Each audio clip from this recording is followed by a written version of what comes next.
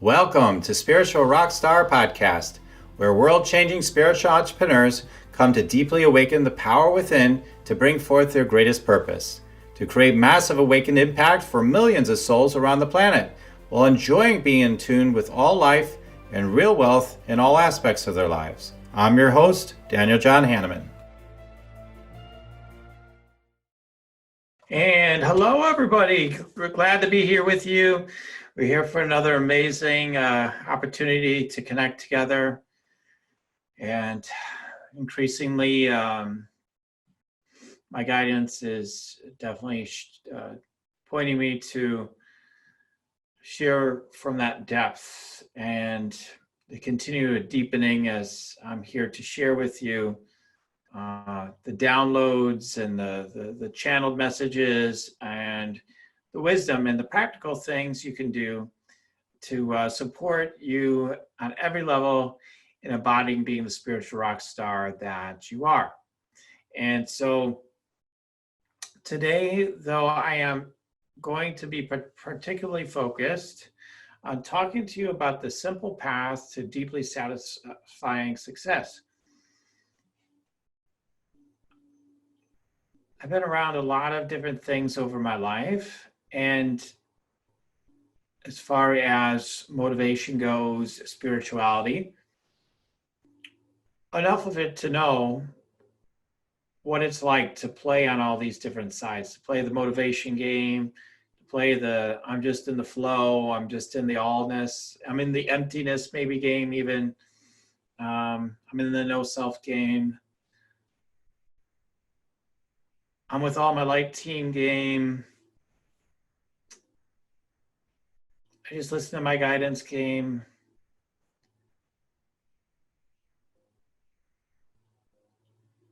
I just want more game. It goes on and on. So I call them games not because there's anything wrong with each thing. I'm not trying to make it wrong, but they're kind of games that we're playing, you know. Why does that matter? Because I think sometimes our minds get confused by all these different ways we can play the game. Well, if I just let go of everything and have no expectations and no intentions and I am just in the is-ness. Well, the minute you say you're just going to be in the is-ness, you already have an intention. You already have an intention. You're in the is-ness because that's your intention. So I find it interesting what different spiritual folks come up with as far as the orientation they're going to take. And sometimes we're really against so many things, right? Us awakening beings, we're just saying we just want to be so awake and so embracing, and yet we're against a lot of things sometimes. So, and then our mind tries to sort it out and compartmentalize things. So I got the motivation here on this track, then I got the allness in this track, and then in my third eye, I'm tuning into the angels. And do you kind of get what I'm talking about here? It's like the swirl of all these games. And, you know, if you were in the middle of one game and then you decided to jump to another game, and then you're like, but maybe I should be playing this game over here. And then you just kept always wondering which game you should be playing. Get pretty confusing. And that's what I see sometimes for people is they don't know how to approach the way of being in their life and orienting themselves. Sometimes you just have to pick a path that feels right for you, an orientation that feels well for you, whatever it may be, to simplify that path. So I've tried for me personally, in trying to see a quote unquote greater life, which that can be a racket if we're not careful, but to see a greater life. And, you know, I have done the time management goal thing, and, you know, something like that, you know, my mind gets focused on something like that, and I want to take it to the T. So one time I tried that in my life. I've tried it, and I have done it, and I do it. But I've tried the way I tried to do it a couple of times. One time in particular, I remember doing it. So that's it. Everything's scheduled to the minute. When I have all my tasks, I'm going to plan out my day minute by minute. I'm going to be all over everything. I'm going to produce more than anybody could ever imagine. And it was along those lines. It was very, very regimented. And it lasts less than a day because I got so tense. I got so riled up about hitting all my goals that I just about blew up. Now that's an extreme example because yeah, minute, even by the minute practically, I had it all scheduled out. That's giving no wiggle room and no flexibility for your life just to breathe through you. And so that's one extreme. So I've played that game. And then what I found is modulating that is something one other extreme I played with to get to where I've landed today is I played with, well, let everything go. Unless the is-ness just unfolds and it happens, and it's just not going to happen. I'm just going to be in this so-called is-ness. The is-ness of life, everything just is. I'm only imagining I'm making anything happen. So I'll just let everything unfold as it is. But there's nothing but the is-ness, and actually there's not even that. So, or something like that. I don't know. We go on and on with these concepts. So again, it's always a concept. If we haven't thought about it, it's a concept already. Tried that. And then I found, well, it has a sense of freedom to it to a degree, but then you don't feel fulfilled because things aren't getting accomplished because you're just letting everything be. So an example would be of where you may become dissatisfied just in a tangible way with that way of being. For those of you, maybe that sounds really good because I hear some of my clients have said, and over the years, I just want to be. I don't want to have to do anything necessarily. And they've been super achievers. Maybe they've done lots of action in their life, but now they just want to be because they're trying to balance themselves out now. So the enlightened response is, okay, I just want to be, and then it goes to an extreme that way, which is fine. Sometimes there's a balancing, and it's all good. Well, let me give you an example of where you probably are going to become pretty dissatisfied with just the beingness and everything coming from the so-called is-ness. Let's say I put $1 million on a table and I have six people. Or even, let's say just two people, you and one other person. Let's not go to six. Let's not make it complicated. So let's just say two people at the table. One is motivated and focused. The other is in the is-ness. Someone drops $1 million on the table. The is-ness person is just looking at the $1 million saying, oh, it's $1 million, it is. I might like that. Let me take a look at it maybe. The focused, motivated person has already set their intention for $1 million, is already grabbed money. This isn't about competition, but it underscores a point that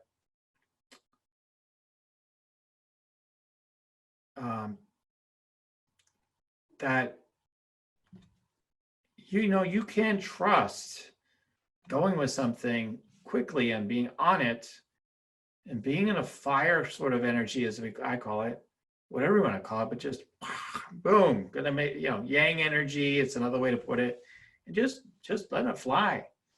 It's absolutely fine. It could be the difference between $1 million in that moment or continuing to be the is-ness, but no intentions. You're not even with the idea of making millions. You don't even care. But you're like, curious. Okay, the is-ness says I'm curious. All right. And it's gone. Now you could argue, okay, eventually the is-ness may manifest $1 million anyhow, and maybe it'll come in its perfect time in its own way. And again, it may never come. Whereas the person that was prepared and focused just took the $1 million right away. It could be an opportunity. Somebody calls you. Hey, do you want to, would you love to be on Broadway and be on big shows, make all this money or whatever? Let's say that in the past would have been your dream, but you're in the is-ness. You're like, I'm not sure. Let me meditate on it. That might be your first response. Let me meditate on it. let's say they called someone else at the same time that they thought was another candidate, a good possibility. The minute they call them, I say, yes, I'm in. One is just manifested a dream. The other one, nothing's going to change. I mean, in terms of the immediate situation. Now, the nice thing, now the yang sort of energy, the one that's just on it, might burn out, right? Saying yes to so many things and, after everything. So it's not about that, but if you're in the is-ness all the time, you're enjoying maybe a sense of just being, but quite frankly, for a lot of people, not always, I'm not saying in every case, there might be a sense of, could be a sense of boredom. It depends on what level of actualization you are spiritually. If you're really deeply connected, you may be absolutely delighted, but there still maybe seems to feel like something's a bit missing if you're so deep only in the is-ness. You're still, even though you're delighted by life, everything delights you, it might seem like something, at some level, it's kind of missing. And it's that part that's just willing to just like, boom, that's for me, I'll have it.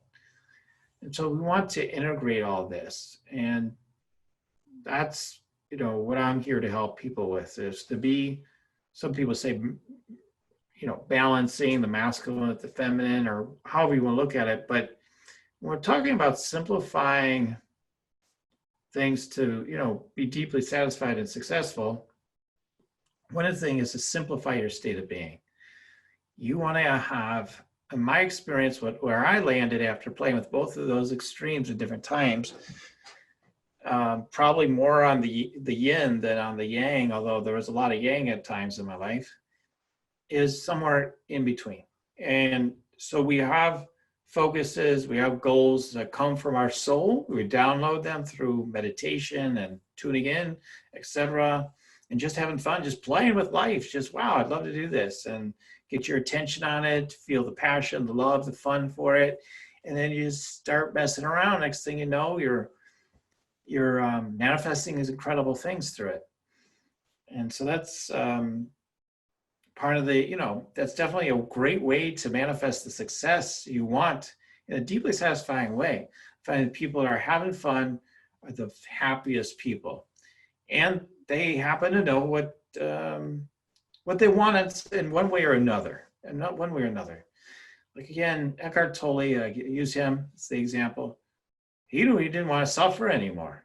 He was clear on that. He became very clear he didn't want to suffer anymore. And then he woke it.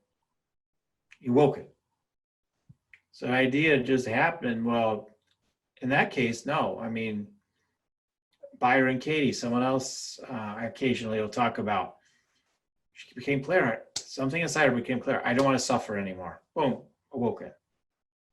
Anyone else? Some part of their being says that's enough. And it could be a sense of it being conscious, a conscious intent, or it just drops in. And this deeply satisfying state of being emerges. And it can be disorienting, though, as you move from having strove to achieve and done so well with that, but then burnout, which are the people I work with probably the most lately. And now you're deepening, but you want to have success doing what you feel is meant for you now. Well, how do you do that? You can't go back to the old game and keep burning yourself out. So what is the way you can orient yourself, set yourself up for the deep success you want from an awakened space? There's some suggestions. I can't, in just a short podcast show, I certainly don't have time to give you all the keys or all the different things you can do, or all the things that I do to help me to achieve that. But there are a few things I want to share with you. One is, I just want to share with you that I'm a practitioner of what's called the passion test. So I'm a certified practitioner. And so the book is by Janet Bray Atwood and Chris Atwood. I don't know how many of these books I've helped sell for them because I talk about it quite a bit, it seems like anyway. And it's an amazing book. It's an incredible read. What it does is it helps you identify the things you're most passionate about, your top, ultimately your top 5 passions, the things you're most meaningful to you in your life. And there's a process of determining what those things are. And they share that test in the book. And people like myself on a one-on-one basis help you to get that clear and really get your energy aligned in a focused, clear way, an aligned way that's got the go get 'em a little bit and also has a sense of relaxing into your state of being. So you do that, and then you get your top 5, and you keep your top 5 passions in front of you. So I have this little card right here. Meditation is huge for me. Listening to God each step along the way is huge to me. And then I have the rest of them on here. So I keep that in my focus as one of the primary things, I'm focused upon. And I focus on it a light way. I don't go nuts. I don't go goal achieving. How am I going to hit, max out this passion? I don't approach it that way. I take it step by step. What will deepen me? Maybe I will ask, what will take me up a notch? What will help me actualize more, but in a more gentle, easier way? So to simplify your success is not to create so much tension, which the passion test is huge in talking about. We talk about intention, attention, and no tension.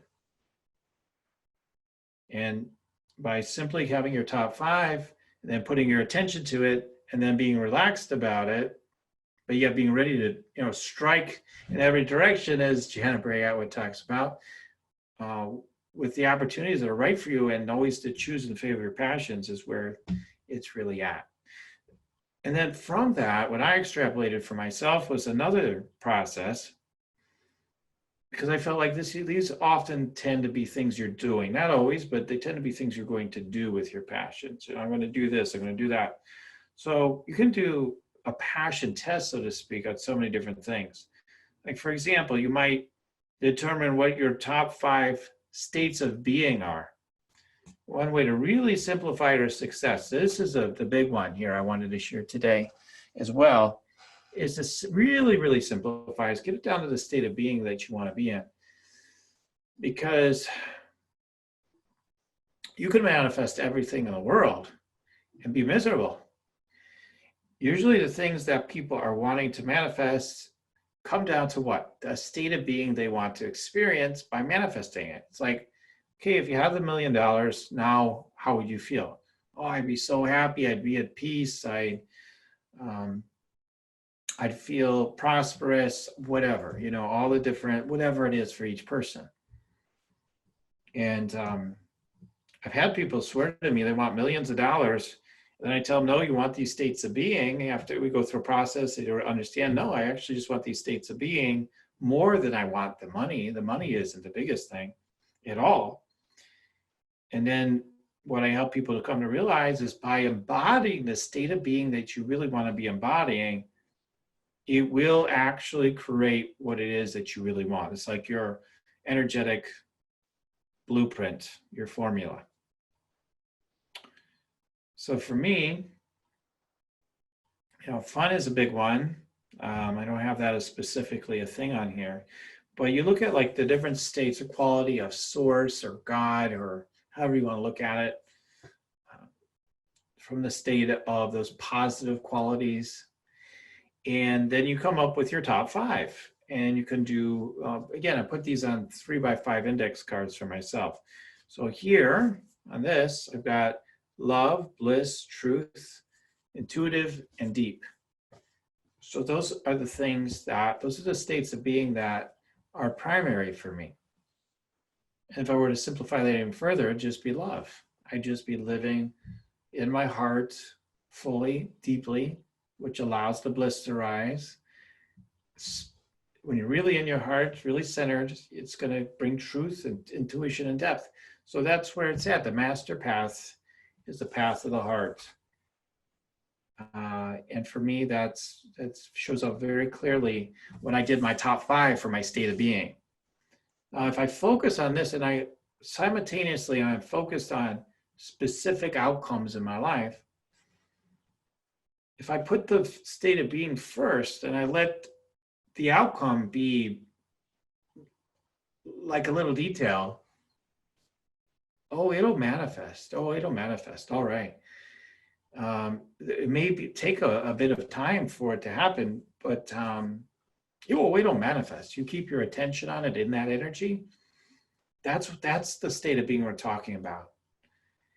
Being willing to let it flow in and magically happen, and also with focused intentions as well.